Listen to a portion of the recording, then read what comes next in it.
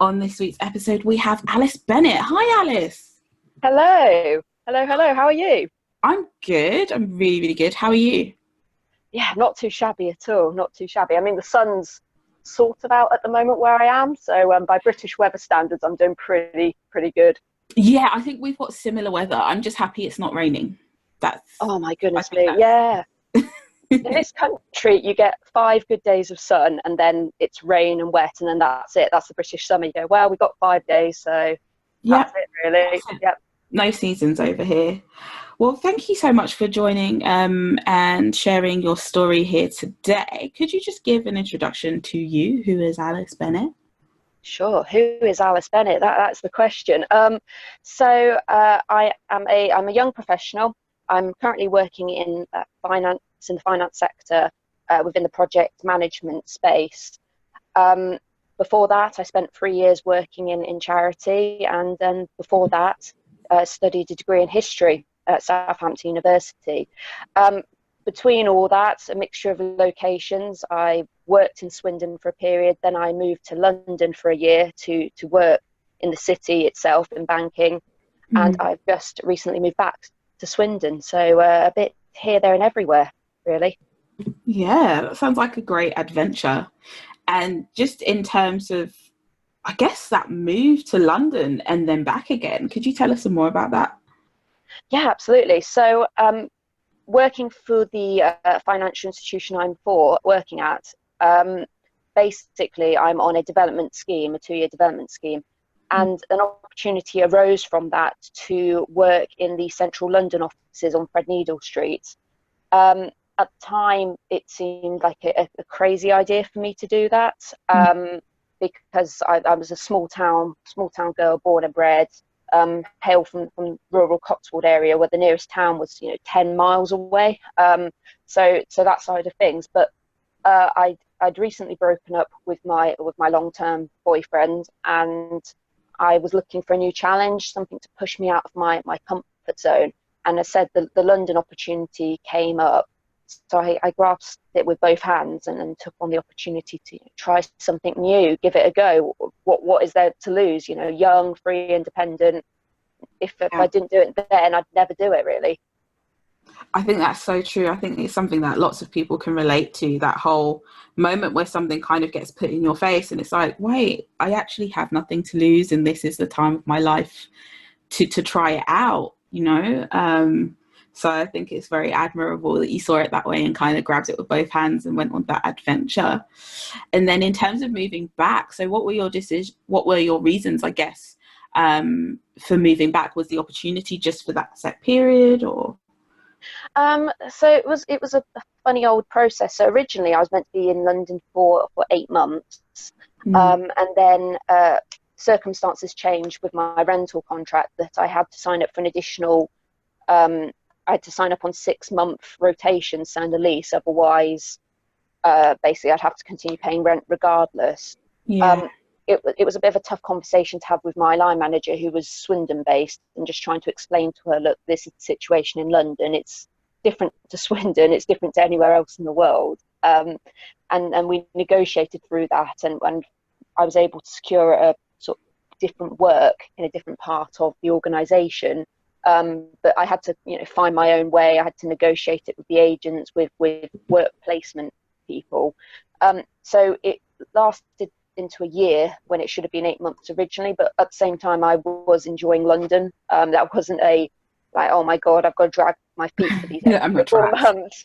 Exactly, I'm not trapped here. And I really enjoyed it. But the thing is, I suppose by the time I got to the year point, I was living in a house of multiple occupancy or a shared flat, and I Mm. think a lot of people can relate to it around the country, but particularly in London.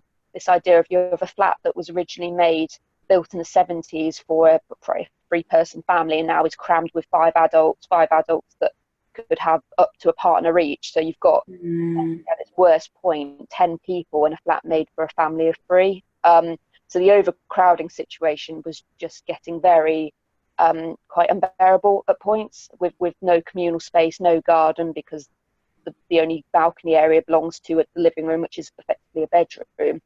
Yeah. Um, So it's quite a full-on pace of life, whereas, you know, a lot of places in the country, you do have that flexibility and a bit more space, a bit more clean air. So it was a tough decision to make, but I felt for the benefit of my health and my long-term, really mental stability, if I continued living in London in this very overcrowded flat, without the ability to interact with my flatmates, it would just, I think I'd burn out effectively. I think I did the year in London, and it was very much an eye-opening experience. But at that stage, I was ready to basically move back to breathe some fresh air and just see some green, just anything green, at that stage. Yeah, I definitely, I can't say that I can relate directly, but one of my past lives was actually as a property manager. And I remember managing the HMOs, house in multiple occupancies, and kind of working with landlords who it was all about the money. And on the flip side, there are landlords that you find that it's not about the money. They'd actually much rather have maybe two couples in what used to be their home, rather than turn the living room into a bedroom, turn the dining room into a bedroom, do a conversion so that there's no garden, but there's another bedroom.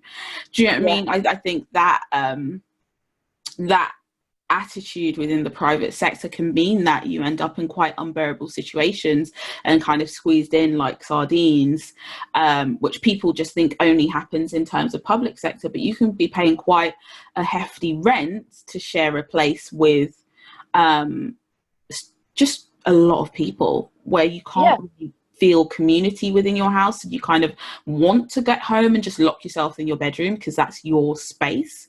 But then you kind of end up with the cabin fever situation, where it's like, I'd actually quite like to sit in a living room of an evening and watch a show with a few of my housemates, and you know, that sort of space, I guess. And especially if you're working in the city, the big grey city, have a bit of an oasis. Yeah. Oh, I can't chill at home, definitely can't chill at work. What do you do? So I totally get that. It was crazy. I think, with my flatmates, towards the end, I tried to build up that relationship. So we'd go down the pub and we'd have a chat. Yeah. I've this fond memory of a few of us just cramming into someone's tiny little box room bedroom to watch Game of Thrones. And it was just this weird sort of community that you have to force yourself into. Yeah.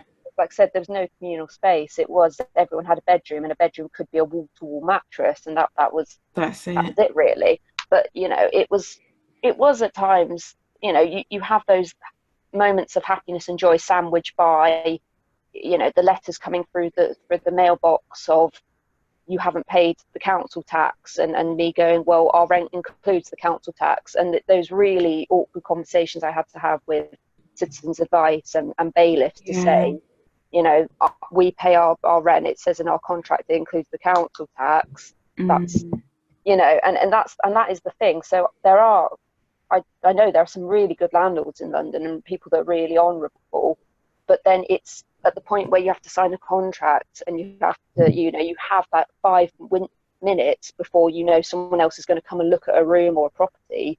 You don't have the time to assess the landlord and do your background research. And I think it's a real challenge that you just do not get, from my understanding, do not get anywhere else in the country. And it's just, when I've heard other people share their stories of renting in London, it just fills me with sorrow, because it seems like the good landlords are just being far outweighed with the dodgy ones, really, I have to say. Yeah, I definitely think so. Seeing that from the outside, but also seeing it from, you know, my friend's experience, you have to be bloody confident to rent in London. Yeah, you do. And you have to be decisive. Yeah, you know, there are regulations in place, but at the end of the day, by the time those regulations kick in, you have to pay for legal fees, you have to seek advice, there's so many loopholes and things like that. And I think it is a shame, and you don't get taught that, because, as you said, it's unique to places like London, or I can imagine this happening in sort of like New York and places like that, where people are just like, look, the attitude is almost, you're lucky to be living in my place. Doesn't matter if it's got damp and you've got people threatening to take away your stuff. You know, I could have rented this room for double the price to somebody else who came in next, type thing, as opposed to kind of just standard, you pay for something, I should give you something decent back type thing, you know? Yes, yeah. Retail exchange, you know, I'm paying you a decent amount of money. I'd like to feel secure, I'd like to feel safe, I'd like my privacy to be respected. Yeah, it's one of those, it's such a bizarre sort of space. Um, yeah. Yeah, So it's I guess what were some of the things crazy. that you learned from having that experience? I think, in terms of resistance and this sort of mental moral strength to things, it really built me up because, you see the shows on TV that the can't pay, will take it away, and you laugh about it and you go, well, how stupid are those tenants and how daft were they to ignore the letters? Well, we were getting these letters in all the time from people, and of course other tenants in the property I was in were just pushing it to one side effectively. These unopened envelopes, they'd pile up on the side, and in the end I had to take the stance of, even though these were really unpleasant, threatening letters, someone has to open them. So I'd be the one that took the decision to open the letters, and therefore no one else was going to go and talk to citizens advice, no one else was going to stand up for the bailiffs when they came to the door. So I had to take that responsibility on myself, and that was completely new and unusual for me. But I think it gave me this hard and tough exterior because, it's a bit like you said, the can't pay will take it away. So if we'd ignored those letters, none of us would have known anything until suddenly someone was barging through, taking our stuff or being very aggressive. So I think in that sense, it's given me this maturity that is an add-on to what I already had, a sort of level that I never expected I would get when I moved to London. There's obviously all manner of other things such as budgeting and the whole, this is much rent has to be set aside every month. But yeah, I developed that, and I had to build on this fact of a lot of people in a closed space environment. So again, back to the whole, you could have up to 10 adults in that property potentially. We had one bathroom, one shower room. So it's just, so you can just imagine the logistical challenges even in that regard. So I think it's just built me up so much more to an understanding of what people in London go through, but myself, this thick skin, this toughness that if someone tries and takes me for granted, I just won't take it. Yeah. Which I think everyone in London has. And again, you see people picture Londoners as these, they don't talk to each other, they're all antisocial, and you think, well, if half of them have to go through what I went through in that experience, then no wonder really. You have to earn the right to be appreciated and respected in that city. Yeah, I definitely think it plays into it. There's a certain price that you pay living in a city, and be that what some people may call street smarts, or understanding, having more people having the bad experiences and the good experiences, you do end up just seeing things with a bit more of a skeptical eye. So should I say, you'd like to think, going to view a flat, you just want to see, would I get along with them? Do I like the colors of the walls? Do I like how far it is from the station? But after you go through those experiences, you're showing up and you want one of the housemates to be there. You want to ask, how is the landlord? You want to ask, what's the deal with the bills? What's, do we have a cleaner? Do we, that bathroom that's there, is that available to everyone? Does everybody work from home? Or you start to kind of, because you have a picture, you have an experience to base it on, and you certainly have a list of things that you just don't want to go through again. So there's times where I have friends who paid more in rent for what they perceive to be a less stressful place to live, be it living with less people, or the landlord is pretty hands off, or the landlord's got a contact here that sorts everything at the drop of a hat, or whatever it is that they were able to sort of find out in those initial stages that they valued more than, say, sometimes even location, and things like that. So it's it's a jungle. Yeah, it is an absolute jungle. So I paid a little bit more at the point of signing my contract because it's effectively an agency that was using it. And although I was groaning about the fact I had to pay X much to sign the contract, and then another 50 quid to renew it after 6 months, I had the luxury of, when I wanted to go, I just gave them notice, and I went. Whereas I know a lot of people in London, the situation is as brutal as, you want to go, fine, but someone has to replace you. You have to find the next person. Yeah, and people end up trapped in this awful chain of, I want to move, but I can't move because no one's going to sign the contract to take over for me, and I can't find somewhere until they've done that. So it's tough. It really is. Yeah, definitely. Ooh, well, it must be nice to be back in Wiltshire. Yes. Comparatively, yeah, I think it really does put into perspective certain struggles. So at my workplace, there's always the general office gripes you have about over congestion on the local roads, and car traffic and parking and all of this, and you just go, actually life is pretty cushy here, because in London, even though it's the same company, it's just a different office. The working attitude is a lot more, you become embedded in that London culture of, you work 9 till 6 at least, and you take half an hour off and lunch at best. Whereas I moved back to Wiltshire, and it's, the flexibilities to work around your own life if you've got family, other commitments, and you can take the full hour lunch break and everything like that. So it feels a lot more relaxed, a lot less rush, busy, which, comes with its pros and cons sometimes, but on the whole, it's a lot more relaxed. Yeah. So I guess I don't know, just listening to you, it's making me reflect on how much our working environment shapes our lives. We move for job opportunities, and we will change where we live, will change even, our social circles will be away from family. Sometimes we'll even forego things that we want to do, I don't know, learning to drive, or buying a house, going on that dream holiday, going traveling, because of a career opportunity or an actual job. And I wonder how many of us actually pause and look at the sort of ecosystem we built around that job and think, is it worth it? Does this fit me? And how long can I do this for? I think it's an interesting thing.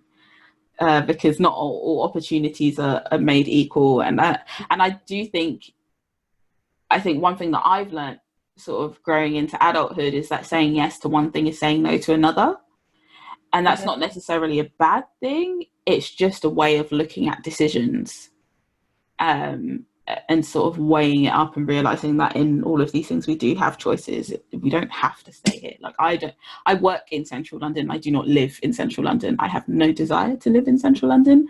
I grew up in, I guess it would be Greater London. I grew up in Croydon, spent much of my primary school years in Brixton and stuff. So I know it. I love it for what it is, but for where I am right now, I like something a little bit slower. And I do the fast pace Monday to Friday.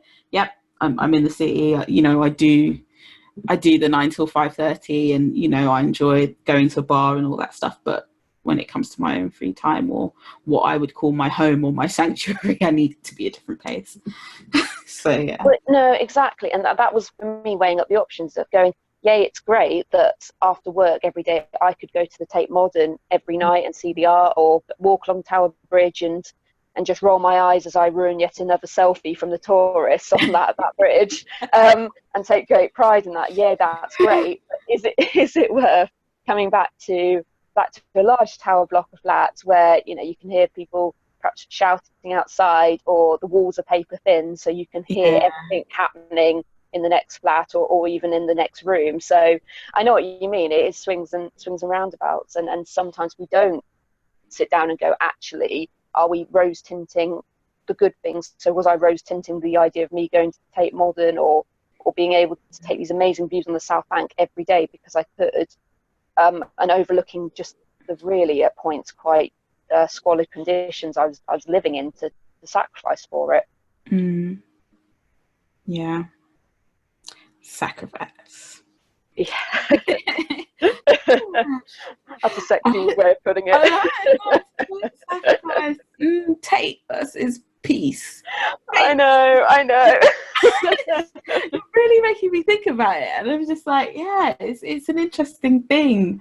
And I think for a lot of us, we don't realize it until, like, for me, I didn't realize it until uni, because that was when I first moved away from London, and I was just like, oh my gosh, people walk here, people say good morning, this is quite nice, people don't have sort of resting angry faces. Yeah. Do you know what I mean? Like, people get up for the elderly to take a seat, do you know what I mean, without having that awkward sort of death stare of everybody looking at you like you're an idiot. You need to give up your seat, you need to get up now, otherwise you've got 5 seconds until I say something. Yes, yeah. Exactly. Did you and I just live the same life, basically? This sounds like just me. Whether, like, I mentioned it being uni, but sometimes it's as simple as going on a holiday and you just realize, I need to take off my London armor, because people aren't like that here. Like, when they ask, can I help you in a store, they genuinely mean, can I help you? They're not just trying to, like, push a sale or basically make you feel like you're wasting time for browsing. But yeah, I guess so. Being in Wiltshire, you bought a house? I did, yes. So I bought my house it was March 2017 now. So you know, a couple of years and a bit now. It's really flown by, and to be honest, it was one of the big influencing decisions of my choice to go to London. So the idea of because I had my whole life was in Swindon, I had this secure base. So if I needed to be back in the office in Swindon, then I'm in Wiltshire, that I could stay in my house. I didn't have to book a hotel. When I moved to London, I had to buy the new bedding and pack up that side of it, but I didn't have to completely collapse my whole life in Wiltshire just to move over to London and then moving back to Wiltshire again. I didn't have to do the same thing. I could just pack what I needed to bring back and then ditch the old bedding and whatnot and move in that regard. So it was quite a fundamental security for letting my company know that they had no concerns about moving me over to the London location. But yeah, so at the house, I've had the house for just over 2 years now, and it's reaching that stage where the honeymoon period is starting to wear off, and things like the boiler needs replacing, and who's going to do that? Oh wait, that's me now. It was. I think the big thing for me was when just over a year ago, I got a call from my lodger in that property, and she said the boiler's burst and there's water pouring everywhere, and it's that moment of going, oh shoot, that's me now. I can't. That's my responsibility to sort out. And she's gonna call. I know. I'm just there going, great. And the best bit was I was on a mindset 2-day course, which the guy leading it said was a firm believer on turn your phones off and we're just going to breathe in and out and meditate. And I said, I'm sorry, I've got a burst boilers pouring water everywhere as we speak. And I was just there with my provider just breathing in and out, in and out. It was just, timing was perfect for that. Oh my goodness. And it's one of those times where it's just like, again, you probably wouldn't be able to do this in London, but where if your family's from there, it's kind of like calling your mum or your dad and being like, can you make the arrangements, because I'm on and off on my phone, but I just need to make sure it's getting done, because water damage is not a game at all. Yeah, no. Like, we need to stem it right now. Do we have anybody who has the skills to actually just stop it? And then, do you know what I mean? I'll set up an appointment and you've got to do the back and forth of like, are you available to let them in at this time? Are you able to let them in at that time? Good fun. Yeah. Responsibility of being a landlord. That's the thing. And I think it's all these things that no one ever tells you about, because you buy the house and you go, this is great, and it truly is amazing, but then little things like that, so the boiler's broken down, or the carpet's looking a bit worn in places, and you just go, that no one's going to do that but me. So you have to take the next step forward and predict when these things are happening. So the boiler getting replaced is not going to benefit anybody, but if that goes, then that's going to be a serious issue. So it's a good growing up experience, but yeah, we're starting to get to the point where the honeymoon period is wearing off on that now, and it's more like, oh god, so I need to do this. What's next? Yeah, what next? All right, this door could be replaced ideally, or this could do with being painted. It's a never-ending list now. Maintenance. Yeah, it's absolutely, it's crazy, but I wouldn't change it obviously for the world. I love my house a bit, and it's my good base, and it's one of those things I know that if I was buying in London, I wouldn't have a chance. I even looked up in the area I was renting how much it would cost to buy this, basically a very similar house to what I owned in Wiltshire, and it was £1 million, something like that. So Wow. I just looked at Yes. that, not a chance. Not a chance at all. And I think I guess that's the bittersweet thing, because even those of us that grew up in London, we couldn't live in the places we grew up in. And people that come into London, they end up renting those places that, understandably, the mortgages on those places are crazy. So you're going to pay crazy rents. And it's like, Mm. do we have a garden? No. Do we have a balcony? No. Like, is the area nice? No. Oh, but Yeah. it's in one of the popular spaces, so they get away with charging what they charge.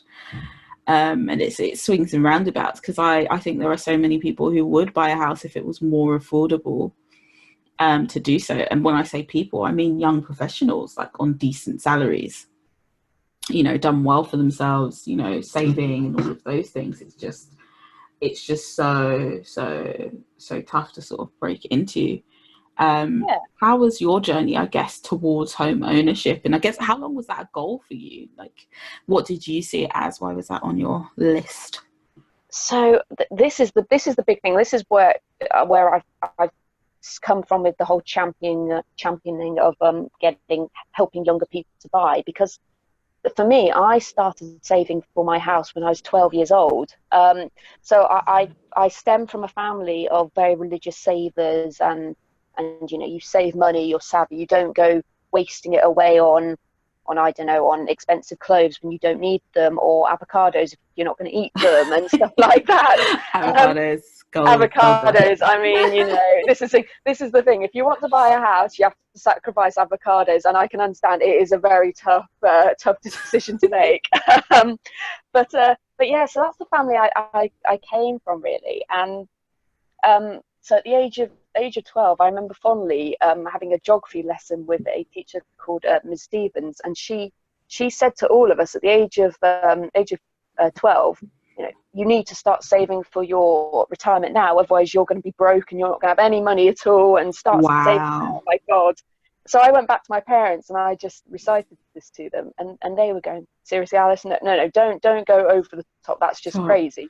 She's Yeah. talking a load of baloney. And I said, fine then, okay, well, I will save for. And the next biggest thing in my head after that was a house. So I said, fine, I'm going to save for a house then. And they rolled their eyes and they said, fine, okay, save for a house. And that really started it. So I worked, as my first ever job at the age of 13 was as a chambermaid at a bed and breakfast. So, I was there scrubbing these loos, making these beds. Yeah. And I earned, what was it? It was something like £12-13 a week doing that. And I put it into a bank account and I saved it. And I told myself that is money that I spend on, I spend to save up. So over the years, every job I've had, working in Matalan and Next, and then after university, charity, and going forward, that's been the goal. So I've just been saving and saving up to get to a point where I am in a position where I could afford to buy somewhere effectively. But, we shouldn't. I often say we shouldn't live in a world where if you're not saving from the age of 12 years old, you can't buy a house. It's just it's ludicrous, really, truly. So, so that's where it came from. But I always say that I fall into the vast minority of people. But I do say to people, though, it's never too late. Start saving now and make those little changes, really. Prioritize. If you've got a gym membership that's £200 a month, well, it's if you can have that and have the great lifestyle, but don't expect to be spending that much money a month, and expect to own a house in the next 2 years. Things like that. Yeah. And I definitely think that teacher's amazing. She's so progressive to have given you guys that I talk. know. would have I been know. very I mean, spooky, I because mean, it's I would like say, I haven't even started working and you're telling me about pension. What, like, I just about know what that I is. know, I Like, know. but I think those are the conversations that people are having with adults, saying, you know, don't just rest on your laurels with the pension that your company's giving you. And even that has changed over time to become a little bit better with the whole parity thing. They, you know, they pay in or match what you pay in and all of that stuff. But, you know, again, people in good, decent, solid jobs, when you look at your pension pot, it's like, oh, this thing will need a lot of help. I can't survive off that per week, even if my mortgage was paid off and, you know, I had virtually like very, very low bills and all of that stuff. And I think it's such a bittersweet thing. I think it's so inspiring that you did that, you know, after getting that advice and just seeing, you know, just working it out and being like, you know what, this is true. Like, I could gain so much long term from saving. I was definitely in the sweetie shop with my pocket money at the age of 12, for sure. But again, I can yeah, relate to having a goal. Like, I used to wash my aunt's car and, you know, iron her shirts for work, do you know what I mean, and get £10 every weekend for that and put that down. Now, I wasn't putting it down towards a long-term goal, but for just things that I wanted to learn how to play the keyboard, so I wanted to get myself a keyboard, and it was just things like that. But just the idea of seeing how the little things can grow into bigger things, I think is huge, and I think that's something that we can take forward. And it just makes me wonder and hope that things get better for the future generations, yeah, definitely. because we work hard. Not that previous generations haven't worked hard, but it's like you work hard and then, okay, this is how much I can afford to save after living in London and paying a rent. And it is those things. It's the avocados. It's the saying to friends, why don't you come over to mine and we'll just do a little, you know, we'll buy some bits and bobs from Tesco's and have a meal, as opposed to going out to eat. Okay, you want to have a drink? Let's buy a bottle of wine from the supermarket. That's a fiver. Yeah, And we'll have a lovely little chill night, find something on Netflix type thing, because I'm focused on this goal that ultimately will be with me, and will be an investment. And then once I have this investment, it's cool. We can go out again, because like, I've got my yeah, steady pot still of savings for the boiler and things like that. But I think it's not everybody has that person in their lives to sit them down and be like, right, you need to start saving. You know, there's no such thing as saving too little, just something, getting to the habit. It's a habit. And I think that's something I've learned as an adult, because as a child or a teenager, I guess, I used to just think, to save, you have to save like big amounts of money. So like, I need to be able to save like a couple hundred a month to make it worthwhile. Whereas really, no, it's about building the muscle of saving. So it's, you know, you get £10 pocket money, save 5 of it, save 4 of it, and then have that as your standing habit, because then it will build up. Um, yeah. yeah. No, I very much agree. And I do say to people, you know, you don't have to go down to the levels I was going down, that is saving every single penny, Mm. or at its worst point, you know, well, I say it's worst point, but living off, you know, the £5 a week on food, which is what I was Mm. forcing myself to do, which was awful and horrific. You don't have to go down to that level. Don't stop yourself living your life, but Yeah. just perhaps, like you just said there, flex that muscle and just hold, you know, develop that really important skill of self-control, and saying, you know what, I'll make my own coffee this morning instead of buying it. Just little things Mm. like that can make a real difference, and just help build you on that journey. But at the same time, I can understand that the London housing market is so ridiculous, that as a single person, I myself would never have been able to buy anywhere in a million years. You have Yeah. to be partnered up with someone, probably married at this rate, and you both have to be on very good incomes to even consider, you know, some of the cheaper places on Zone 5 and things like that. So it's a real tough one, and it's this whole financial planning side. I think we're too easy to broad brushstroke and say it's the same the country over. Well, Mm. what would work well if you're living in the north of England, where prices tend to be on the lower side, is going to be completely different to being in southeast England. Mm. And you know, I think there's a wider piece to be done about where do we create the jobs and how do we build up our transportation network. But in the meantime, there's little things we can all do to make a real difference. Yeah. Definitely. And I guess around your sort of goals and personal development habits, what are those? What are some of the things that you commit to?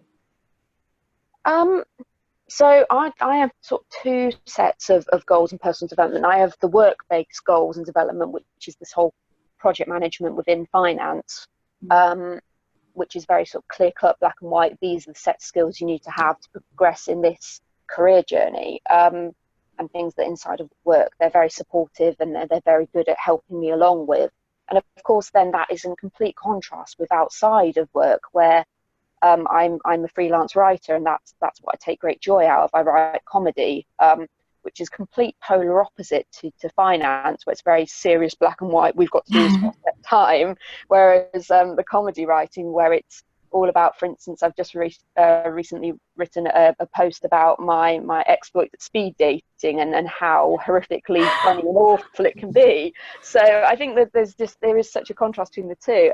I would love to go further with the writing. However, I'm always fully accept that the writing side is not the stable financial career compared to working a set 9 to 5 job. So that's actually quite a tough balancing act. Is where do you focus personal development? Do you focus it on writing the blog posts about spilling coffee all over yourself and whoa, what's she like, the Bridget Jones style writing that I do? Or do you focus it on the whole build up amazing job and career in an office? But that might be, if you know, the higher up the tree you go, is that going to be at the detriment of the personal life and the fun things I do outside? It's a real challenge, I think. Yeah, I can definitely relate to that. Like in my work as a life coach, I work with a lot of people who are multi-passionate. And listening to you is so refreshing because I can tell you've gotten past the stage of feeling like a messy human being. Because I think a lot of us spend a lot of time in that zone, like, what's wrong with me? Why can't I just focus on one thing? And then you come to realize, no, both of these are great. I want both of these in my life. I love more than one thing, and that's absolutely fine. But it is very much, I have like 2 days of a weekend. What do I do? Do I brush up my skills for my full-time role, or do I kind of dive into that talent and that gift and the writing to kind of continue to do that? And I think one thing, as I hear you kind of speak about writing specifically, I remember going to an event and the two women who wrote Slay in Your Lane, and they achieved absolutely massive success in terms of being published in the book, really going far and getting lots of press coverage and things like that. Both of them had day jobs, and they were very clear when they kind of discussed at this event. They were just like, I haven't quit my job. Like, I didn't, just because you see the book in WH Smith doesn't mean that, you know, I'm rolling in the dough in terms of what you get from a book deal. It's not going to get you a house, like, unless you're J.K. Rowling. It's not. So you have to build up a career around it in order to kind of jump into that sense. But she was very much of the mind where she was like, my full-time job helped inspire me in terms of the writing. Like, they both give me something that allows me to create what I create, if that makes sense. So even just, you know, finance kind of being very, you know, black and white, this is what it is, and then you kind of having that creative exploration and writing, that must be quite cool. I don't know, do you find that one fuels the other?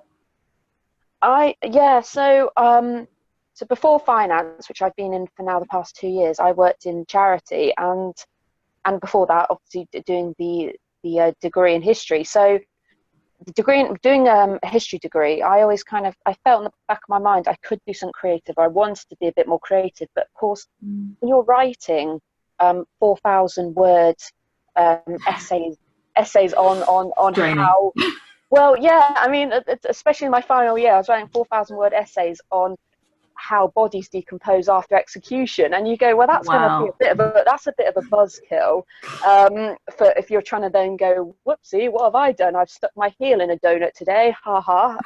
You know, it's hard to you know, it felt too dark. There was too much writing already, so to then sit at a laptop and type up more about something as flippant felt pointless, and it was just exhausting. And then going into charity, I started doing it. I started the blog then, and I enjoyed it. And I wrote bits and pieces and little bits. But I think since I've moved into finance, because it's so completely different to the creative writing I do, I think it does help fuel me. Especially if I've had a long day in the office, that's actually how I unwind. I like the idea of, unlike an essay or something really formal where you write 2,000 words, then you've got to review it, and then you've got to review it again and check your sources and all that.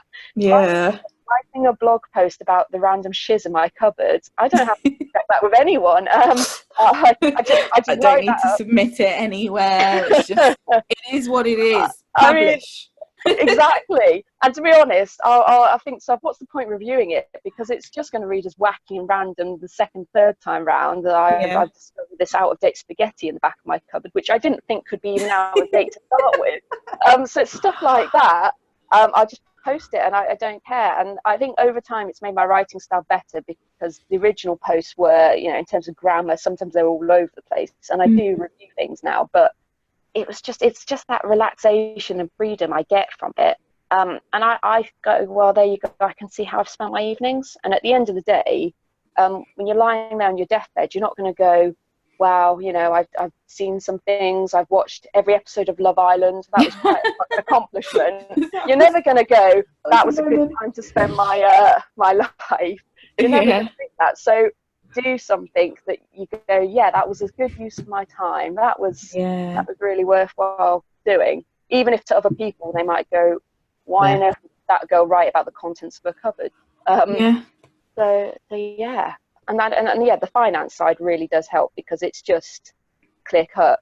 The only difficulty is my colleagues now want me to write bits and pieces for internal comms, and I have to explain it very gently. You're a writer. You can do all kinds of writing, yeah? Oh, and it's just like, fantastic. it doesn't work like that. Have you read my blog? Yeah, I know. Does that translate? How did she think I would be good at? Okay. Exactly that. So yeah, and they come back and the next day and they go, oh, I see. Yeah. Can you write anything anyway? Write something regardless. Oh, that is so exciting. and funny in those moments, I guess. Because it's like, oh, okay, you want me to write for the company blog? Okay, all right. Okay. Yeah, all right, we'll give it a go. About the contents of my desk drawer, maybe? I can put a twist on the cupboard. Yeah, let's give it a go. The suspicious sticky spot under my desk, coming soon. It's exactly that. And I guess in terms of like what you're working on at the moment in terms of personal development, what is that? What's on your mind right now? So I suppose right now the big thing is, in the past month I've started writing my first novel, which is, it's building on the blog, because I've kind of come to a realization of when people actually read this, and when I set it up, I thought this is a personal development thing, and it's going to be my mum, me, and my bestie. Exactly. My audience is a very that. solid audience. Exactly that. You speak my mind. That's exactly what I thought it would be.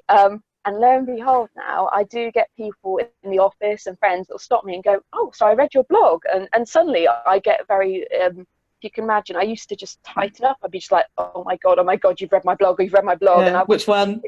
Which one? And I remember coming to the office one day, and it obviously got around very quickly that the blog, so I came in and everybody had my website on their monitors. And I just said, I can't cope with the fact that all 15 of you are simultaneously reading my blog post, and are looking at my baby photos and everything like that. I can't cope. So really building on from that, I'm just started writing my first book, which is in the same sort of format. It's a fictional novel, but it's comedy. Think very Bridget Jonesy, very millennial Bridget Jones style writing. So I would love to get that to a point where it was published. And as you said before, I'm not expecting to buy a Ferrari from it, but if I can publish it, just to say that, because I think whenever you do writing, the first thing people say to me in particular is, have you had anything published? Yeah. And there is so much more to writing the world over than getting a book published, but I've got to a stage where I just want to say back to them, yes. Just and what you're going to do about it? Yeah, boom. Let's Next just question. Exactly. And it would have been a lot easier for speed dating, because it was just constantly, oh, so you're a writer, what have you written? I'm like, right, okay. Yeah. I'm gonna write about you soon, but Yeah. maybe I'll tell you that. Cool. Exactly. No, I definitely get it. And I think it's a beautiful goal to have, because especially that moment when you realize, oh my gosh, there's more people read this, people I don't know read this, people I haven't asked to read this read this. Wow. And I think that's that thing about being published. It's like, oh my gosh, more people will get to read it. Like, they don't have to meet me to read it. It will be on a shelf, be it, you know, physical or virtual, in an Amazon list somewhere or something like that. And they get to hear my voice and hear my stories and laugh along with me. That's amazing. Exactly. And it's this personal resistance thing. I don't, you know, what I put on the blog, I'm happy for people to see. Obviously, I don't go into nitty gritty every single detail of my life, but you know, it builds up that idea of, with the greatest respect, I, to be honest, don't often care what people think of me, because what I put on that blog, I'm happy for people to know about.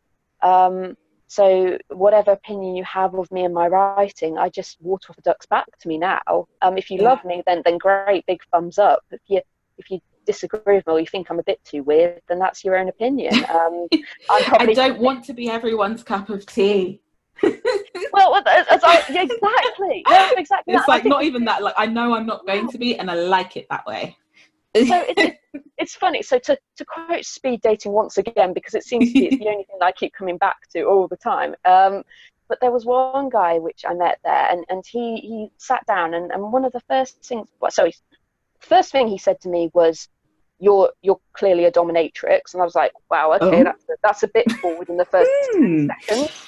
Like, yeah, and all these other women are your submissives. I'm like, well, okay, well, that's I tell you, in terms of personal development, I learned something new about myself tonight. So he started off with that, but once we got over that bit, he said, oh, I'll probably say something that will weird you out anyway. And I just said to him, to be quite honest with you, go ahead and try and weird me out, because I'll probably weird you out more. I wrote a blog post comparing men to snack bars last night, and that was enough. And I said, and then I followed that with, you know, if we get on fine, that's great, and we'll see each other again maybe. But if we don't get on, I'll never see you again in my life. So what your opinion doesn't really matter. Like, go for it. We have this. Go for all it. We have is now. Exactly. Exactly that. And oddly enough, we didn't match. So that was still a better love story than Twilight. It was two minute love story. So yeah, and that's the thing. I think I don't really, in the nicest sense, I don't care about what people think. And you've just said there, you can't always be everyone's cup of tea. And once you get over that, then life's quite beautiful, really, in many ways. Yeah. Have you always been like that? No, I wouldn't say so. I would say that, especially prior to university, I was always keen to be the hard worker and liked and respected by people. At university, you're trying there to please everyone. You want to be everybody's best friend, joining all the societies or clubs, like me. I don't really know when it changed, to be honest. I think I got to the real world outside of university, and I came into conflict with people. Just people would basically not hold the same opinion as me, and people would basically say, you're weird, or I can't believe you don't want to go out clubbing every night, and things like that. And I realized at that point, why should I try and change my life and not be happy just to please that one person? Yeah. And that took me time to reflect on my friendships and go, actually, is this friendship a bit toxic? Is it really the best thing for me? Yeah. It's a difficult one. It is a difficult thing to have. But it only comes with time, really. Time and a couple of those flash moments when you take stock of who you're friends with and how you've been leading your life, and go, actually, have I been leading my life or just leading someone else's life? So true. Yeah. So true. And very liberating when you get to that point. Oh. Because then it's just yeah. oh my gosh, all the time I spent kind of like unconsciously sucking up to you, I can spend it with the people who I actually care about, and they actually care about me quite genuinely, and we may be friends for a little bit longer than this one pod of uni time capsule thing. So Yeah, no, no, yeah, I know and what then you mean. especially taking that into work, because it's so easy to then get into the workplace and jump back into that space of I want everybody to like me. I want everybody to like, I don't want to like ruffle any feathers. Like, I want to be everyone's friend. I'm going to go for drinks all the time. And it's just like, no, no, Yeah. not me. I'm tired now. Yeah, exactly. And I think in London again, it's harder because if you're with work colleagues and friends that say we go out for a meal every Thursday night, and of course in the city of London, everywhere's really expensive, and you feel like um, you don't get into that way of life, then you're going to miss out on the social side. If you just say, "Oh, no, I'm going to go home because I can't afford more than a Diet Coke," and you're going to judge me for that, Mm, um, it can be really isolating. So it's a very tough and fine line to tread with people. yeah, yeah. Awesome. Well, I want to ask you, what's the one thing you want people to know about personal development? So I want to know, I would say, I mean, goodness me, limiting down to one thing is really difficult. Um, It doesn't have to be your top thing, so it's just one thing. So if it helps yeah. you for me to be like one of the things or the thing right now, we can do I mean, that. I'd say one negative thing is don't write about the contents of your cupboard because that will probably knock you back half a point. But otherwise, I would say just be curious. So I think if I think about the significant points in my career development, I've been curious and not afraid to ask people that one level higher or even two levels higher. Just say, how do you do that? Or Mm, what gave you the confidence to say that or have that conversation? Um, because to be honest, if there's one thing people higher up really enjoy, it's having their ego stroked, and to say to them, I really found that interesting what you were saying in that presentation, can you explain more around that or show me how you got to where you were and things like that. So I've learned more from not being afraid of a job title and just realizing that we're all human at the end of the day. yeah, Seek out those opportunities and go question. amazing. Yeah. And where can people find you and your blog? So yeah, so if you want to find out more about my hilarious dating fail of a life, the best place is, so the blog is called My Housemate, a Mermaid. Um, that's a true story. That's another story to have another day after a few glasses of wine. But yeah, Yeah. the blog is called My Housemate's a Mermaid. It's a website that also has its own Facebook page, and that's probably the best place. I mean, me individually, I have LinkedIn always available on that to chat to and discover. But I suppose I'll limit it to that. I mean, we've got the Insta, Twitter, Facebook, and all that jazz. But yeah, LinkedIn is the best place to catch me. Perfect. Well, thank you so much for sharing your story. It's been fun.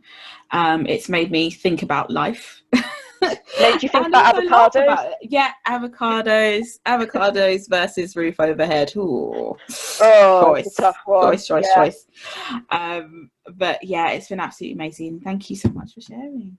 that's no trouble at all. Thank you for having me.